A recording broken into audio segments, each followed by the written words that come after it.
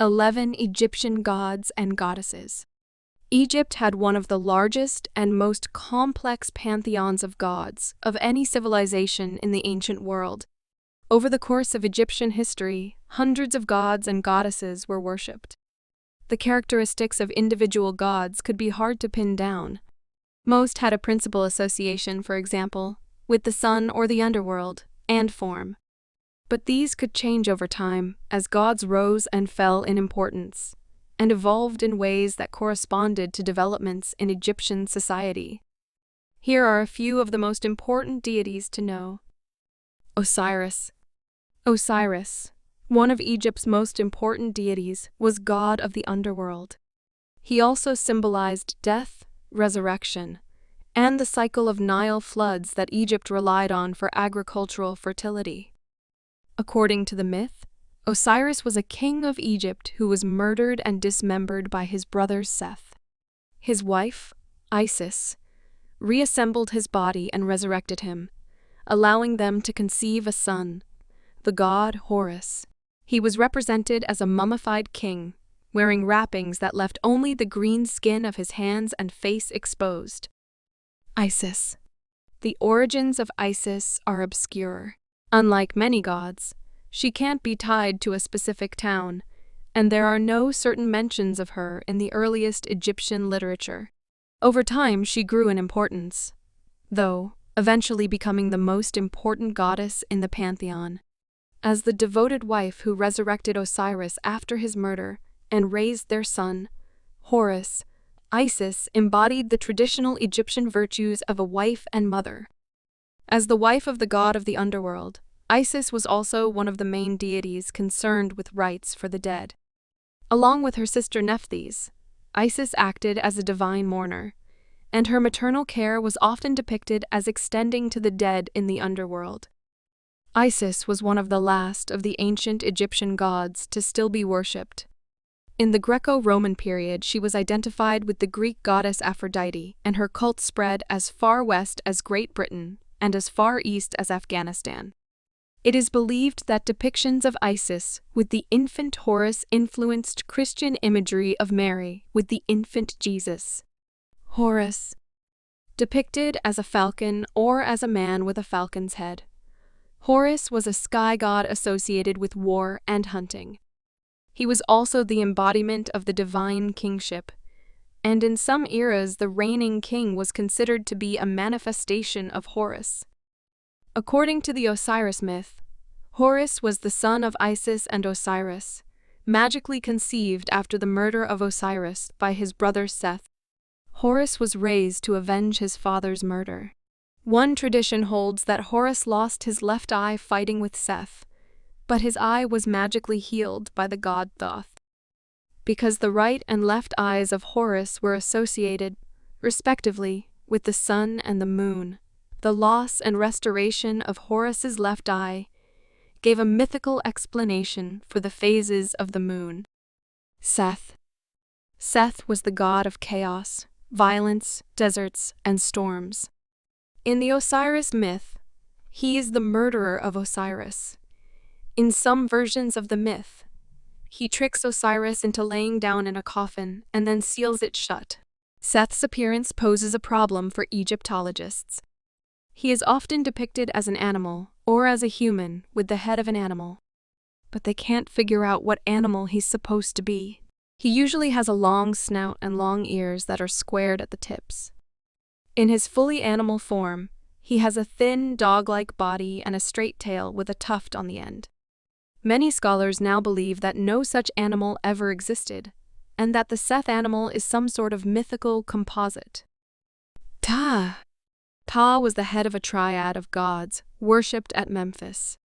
The other two members of the triad were Ptah's wife, the lion-headed goddess Sekhmet, and the god Nefertem, who may have been the couple's son. Ptah's original association seems to have been with craftsmen and builders. The 4th dynasty architect Imhotep was deified after his death as a son of Ptah. Scholars have suggested that the Greek word Aiguptos, the source of the name Egypt, may have started as a corruption of Hot K Ptah, the name of one of Ptah's shrines. Re. One of several deities associated with the sun, the god Re was usually represented with a human body and the head of a hawk. It was believed that he sailed across the sky in a boat each day, and then made a passage through the underworld each night, during which he would have to defeat the snake god Apophis in order to rise again. Re's cult was centered in Heliopolis, now a suburb of Cairo. Over time, Re came to be syncretized with other sun deities, especially Ammon. Hathor. The goddess Hathor was usually depicted as a cow, as a woman with the head of a cow, or as a woman with cow's ears. Hathor embodied motherhood and fertility, and it was believed that she protected women in childbirth. She also had an important funerary aspect, being known as the Lady of the West. Tombs were generally built on the west bank of the Nile. In some traditions, she would welcome the setting sun every night. Living people hoped to be welcomed into the afterlife in the same way. Anubis. Anubis was concerned with funerary practices and the care of the dead. He was usually represented as a jackal, or as a man with the head of a jackal. The association of jackals with death and funerals likely arose because Egyptians would have observed jackals scavenging around cemeteries. In the Old Kingdom, c. 2575–2130 BCE, before Osiris rose to prominence as the lord of the underworld, Anubis was considered the principal god of the dead. According to the Osiris myth, Anubis embalmed and wrapped the body of the murdered king, becoming the patron god for embalmers. Thoth. Thoth, the god of writing and wisdom, could be depicted in the form of a baboon, or a sacred ibis, or as a man with the head of an ibis. He was believed to have invented language and the hieroglyphic script, and to serve as a scribe and advisor for the gods. As the god of wisdom, Thoth was said to possess knowledge of magic and secrets unavailable to the other gods. In underworld scenes showing the judgment undergone by the deceased after their deaths, Thoth is depicted as weighing the hearts of the deceased and reporting the verdict to Osiris, the god of the dead. Bastet. In her earliest forms, the cat goddess Bastet was represented as a woman with the head of a lion or a wild cat. She took the less ferocious form of a domestic cat in the first millennium BCE. In later periods, she was often represented as a regal-looking seated cat, sometimes wearing rings in her ears or nose.